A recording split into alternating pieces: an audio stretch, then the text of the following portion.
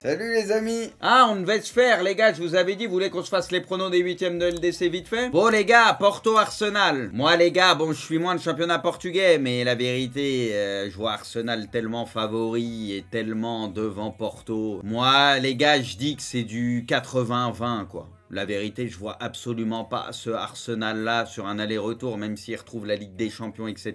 Je les vois, il n'y a aucun monde où je les vois se faire éliminer. Pour moi, ça me paraît bien au-dessus sur 2 matchs. Peut-être Porto, tu vois, chez eux et tout, sur un match, ils peuvent leur poser un peu de problème. Mais sur 2 matchs, je les vois vraiment au-dessus Arsenal. Après, les clubs portugais, on sait très bien, faut toujours se méfier. Mais bon, j'ai l'impression que là, il y a une grosse diff quand même. Puis Arsenal, c'est carré, quoi. Puis là, ils reviennent bien, etc. Avant la Ligue des Champions. Ils avaient eu une période de flottement. Là, tu vois, qu'ils ont fait à West Ham, ce qu'ils font là, ils reviennent quand même plus que bien. Naples-Barça. Franchement, les gars, ce match-là, pour le coup, je sais pas quoi en penser.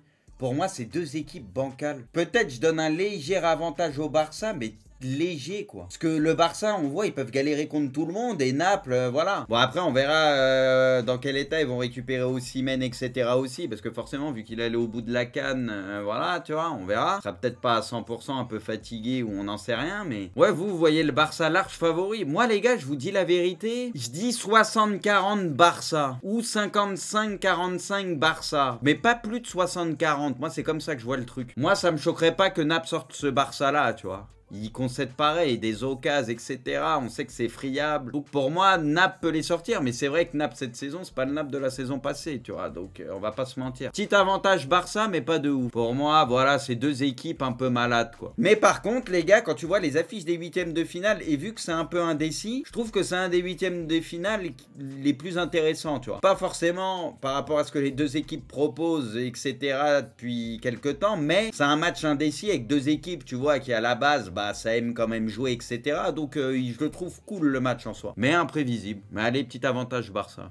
Paris Sociedad. Bon, on va mettre Paris large favori quand on voit la dynamique de la Sociedad qui met pas un but en ce moment et qui a pas mal d'absents. Franchement, si Paris se font éliminer sur ce match, les gars, là, ça sera un désastre absolu parce que honnêtement, la Sociedad, déjà qu'à la base, c'est un tirage qui était jouable pour le PSG, qui était forcément favori. Mais bon, la Sociedad, ils ont eu des périodes un peu mieux. Mais là, dans la dynamique actuelle, quand tu vois l'état de la Sociedad, honnêtement, le PSG a aucune excuse. En fait, le retour, vu que le retour, il est là-bas, faut faire gaffe. Mais pour moi, t'es censé plier ça dès l'aller, en fait. T'es censé plier ça dès l'aller. Le PSG, dès le match aller, franchement, ça doit gagner par au minimum 2 buts d'écart, quoi. Tu dois te mettre très bien, et puis voilà. Sociedad, trop d'absence, ça galère à marquer, vas-y, aucune excuse. Donc, bon, moi, je vois nettement Paris, et je dirais, vas-y, presque du 80-20, là, ouais. Vu l'état actuel, je suis assez d'accord avec vous. Vu l'état actuel de la Sociedad. Après, il y a le passif Ligue des Champions PSG, on sait jamais, mais en fait, si la Sociedad était sur une bonne dynamique et en confiance et pas de blessés, là, bon, tu te dirais attention quand même, mais là, je suis même pas méfiant, en fait. Enfin, je pense que le PSG, ça va le faire tranquillement, quoi. Celui-là, les gars, le match le plus intéressant de ces huitièmes, moi, je donne un petit ascendant à l'Inter. Léger ascendant à l'Inter, mais l'Atlético, c'est l'équipe qui peut sortir n'importe qui et qui peut être casse-couille pour l'Inter. Mais en fait, moi, je penche pour l'Inter parce que, bon, déjà, l'année dernière, la saison qu'ils font avec des champions, on a compris. Cette année, c'est rouleau compresseur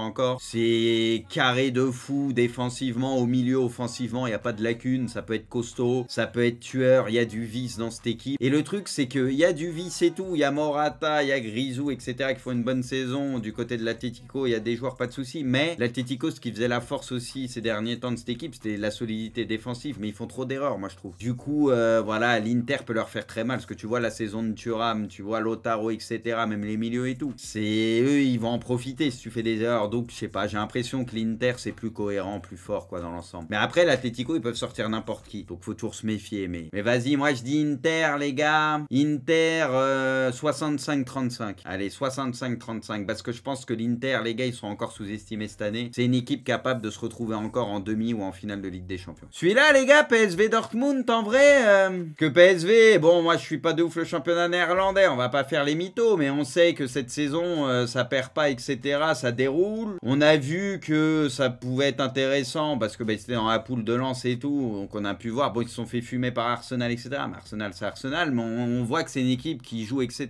Donc faut toujours se méfier des équipes néerlandaises quand elles sont en confiance, etc. Parce qu'on sait que ça joue au ballon, ça peut mettre des buts.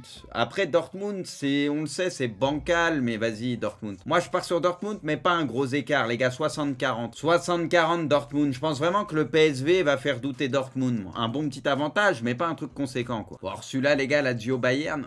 En vrai, la Lazio va mieux et le Bayern n'est pas au top. La Lazio va mieux. C'est vrai qu'au début de saison et tout, tu vois, quand il fallait enchaîner sur la Ligue des Champions championnat, ils galéraient en championnat, mais c'est vrai que ces derniers temps, ça va mieux. En sachant que la saison passée, ils ont fait une vraie saison. Et là, quand tu vois le Bayern qui doute, bon, je vais mettre le Bayern favori, mais peut-être un peu moins. Voilà, il y a quelques temps, le Bayern, pour moi, aurait été très large favori. Là, un peu moins, peut-être. Ils le sont, mais un peu moins. Allez, je vais dire du 65-35. 65-35. Vu la dynamique actuelle où la Lazio, ça va mieux et le Bayern est quand même en plein doute. Pour moi, c'est la logique un peu du moment. 65-35. Non, mais les gars, le Bayern, ils sont inquiétés même en Bundes par des équipes qui sont pas forcément ouf, on le voit, tu vois, ils sont un peu plus dans le dur. La Lazio, les gars, voilà, c'est pas une mauvaise équipe, ça va mieux, attention. Mais bon, je vois le Bayern, 65-35, ça fait un bel écart, mais attention quand même un peu. Leipzig, Real, les gars, vous pensez qu'avec tous les absents du côté du Real, les gars, Leipzig peut faire douter un peu le Real? Bon, moi, je vais mettre Real, je vais mettre 70-30 pour le Real, les gars. Vas-y, même malgré tous les absents et tout, je mets 70-30. S'il y avait eu moins d'absents, j'aurais mis même plus, je pense, mais vas-y, avec les absents et tout, Leipzig, on sait. Bon, même si des fois, ils vont perdre des points, tu vois, c'est pas la folie tout le temps, mais il y a des vrais bons joueurs dans cette équipe. C'est que c'est une équipe qui peut mettre pas mal de buts. Donc voilà, ils vont se créer des occasions, se poser des problèmes, mais ils vont encaisser aussi, quoi. Le Real est trop fort devant. Donc voilà, puis c'est la Ligue des Champions, c'est leur compétition. Donc vas-y, Real 70-30. Et Copenhague City. Alors les gars, faut se méfier, parce que Copenhague, les gars, dans le championnat danois, je rigole, les gars. Celui-là, c'est du 99-1. City, Haaland, les gars, il va mettre 2 buts dès le match aller et au retour, il va en mettre 3. Tu sais, ça va être un match du record où genre Pep, il va le sortir. Non, faut pas que tu mettes 5 buts dans un match de Ligue des Champions. C'est pas bon. T'as encore le temps de mettre les 5 buts et de faire comme Messi, etc. Tu vois. Mais du coup, les gars, bon, les pourcentages ont été à peu près d'accord, mais sur certains trucs, pas tout le temps, en vrai, tu vois. Donc là, c'est le truc intéressant, c'est les tendances, parce que là, bah, les matchs arrivent, contrairement au tirage, où c'était il y a quelques mois, forcément, on y voit un peu plus clair sur certaines équipes. Mais on a tous les mêmes choix, non? Mais du coup, il y aura forcément au moins une surprise. Pas deux, mais il y aura au moins une surprise, on connaît. Et si je dis, les gars, il y a une petite sensation, ça serait pas une grosse sensation, petite sensation? Bon, c'est pas Atlético qui sort l'Inter, pour moi, ça serait pas une sensation. Pour moi, s'il y a une petite sensation qui se cache, les gars, c'est le PSV contre Dortmund ou Naples qui sort le Barça. Légère sensation. Ce serait pas une grosse surprise si Naples sort le Barça, mais petite sensation. Moi, je pense que c'est Naples ou le PSV.